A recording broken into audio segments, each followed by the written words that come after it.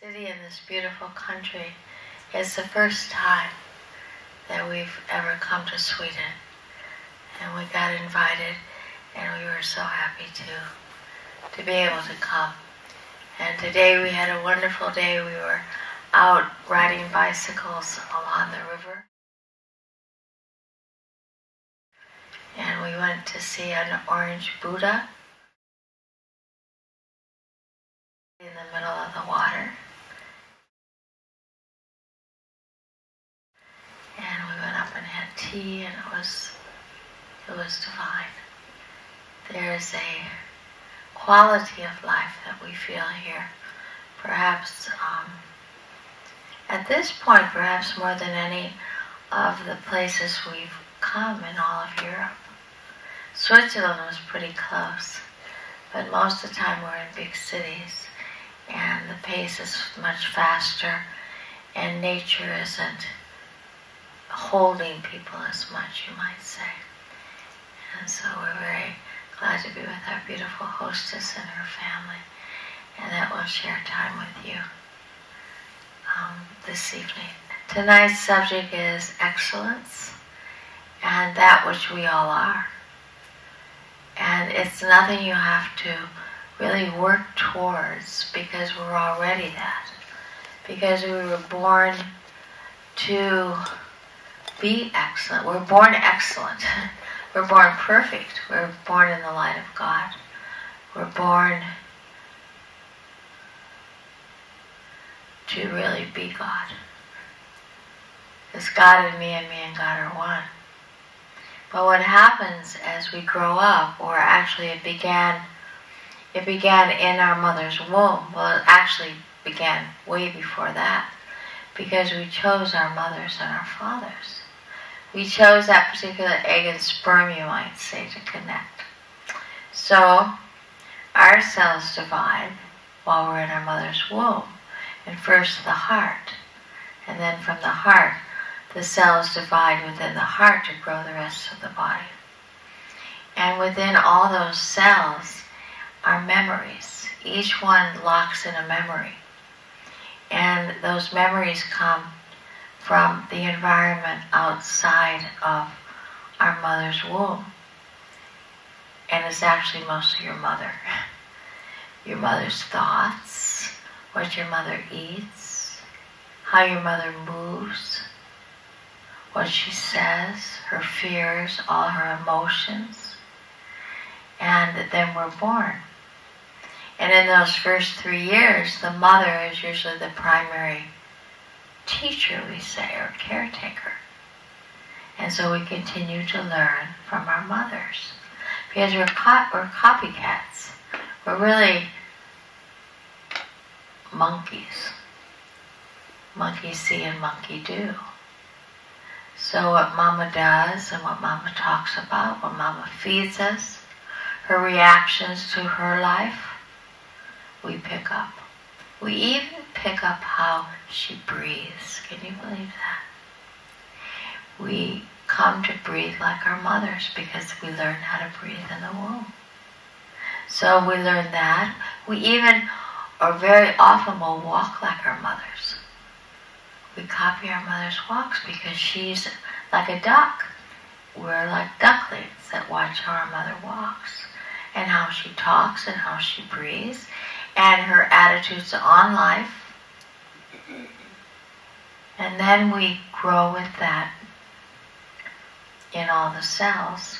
And then most often we have to find who we are. And that often is the rest of our life's work. And that's why many of us find yoga. Because there's a dissatisfaction in life. There's not a fulfillment, a purpose. Our hearts break. We get betrayed. We get broken. We get disease. So much happens. Most people do not come to yoga because they're so happy. They came, and each one of us probably has a story. And it might even take a lot of Kleenex for tears of how we came and what had happened in our lives that brought us to to sit on a mat and seek a new way, a new healing. And that's what the journey, that's almost the design of the journey, you might say.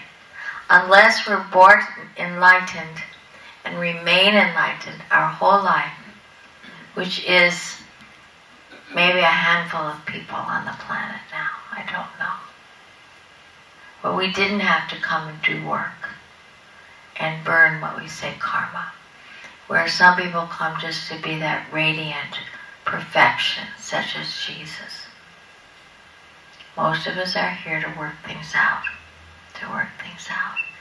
And so we pick our mothers and our fathers to work things out. And you say, well, I would have never picked that mother, I would have never picked that father to work things out, but you did, because they were your first teachers. To learn what? Maybe simply forgiveness. Maybe simply prayer. Maybe simply committed to not raise your children like they raised you. Or taking the best qualities and forgiving that which they didn't understand or couldn't do at the time. So there's so much connected in our lives that we can't even ever come to know the whole thing. But through yoga, especially Kundalini, you can get a bigger view of your life. And what does that do? It lifts you out of being a victim. It lifts you out of that expression, why me? Always me. I can never get a job or never keep a relationship or always trouble with the children or with my health. Why me? Kind of like God just said, bleh. And you get to look from above down and say, well, maybe because I did this, and this is because this happened. Then you start taking responsibility for your lives. But the first component of responsibility is self-love. Because you'll always feel like a victim when you don't love yourself. And the tendency is to blame everybody else for your life. I got cancer because of the environment. My relationship ended because he or she did this. And we go on and on and on until we can go back and take a look at ourselves. But the first premise of the look is self-love, which has to have forgiveness. Because you cannot forgive anyone. You cannot even love anyone to the depth that the scriptures say love is without first yourself. And yoga, with breath, with meditation, opens up the ability to do that. I've been teaching 40 years. I don't know scientifically exactly how it works.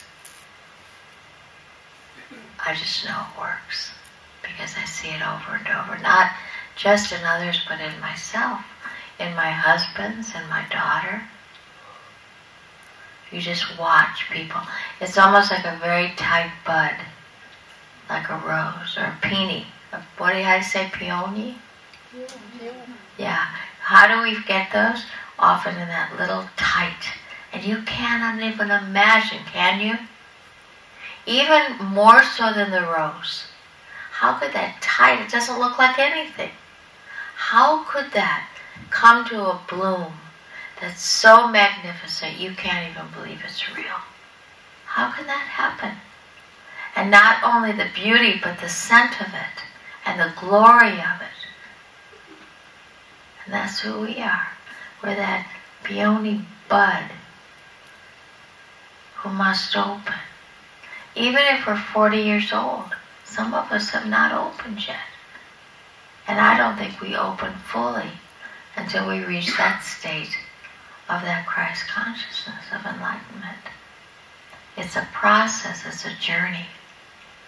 But let's just say that Peony was a human. The self-love from the beauty that radiates as this flower opens. Even closed, no one knew who it was. And then opening, opening, opening, opening. And that's who we are. But if I were to say, I want that peony open today, open peony, it wouldn't open. And so I said, okay, I'm not going to wait for you to open. I don't have patience for that. I need it by tonight. I'm having a party. So you start taking it like this, what would happen? You'd kill it. It couldn't open until it was ready to open. And that's all of us. But our disease is we compare, and then we compete. She's more pretty, she's more skinny, she's more this, she's this, this. And then we run to try to be like that when that's not us. She's smarter than all of this.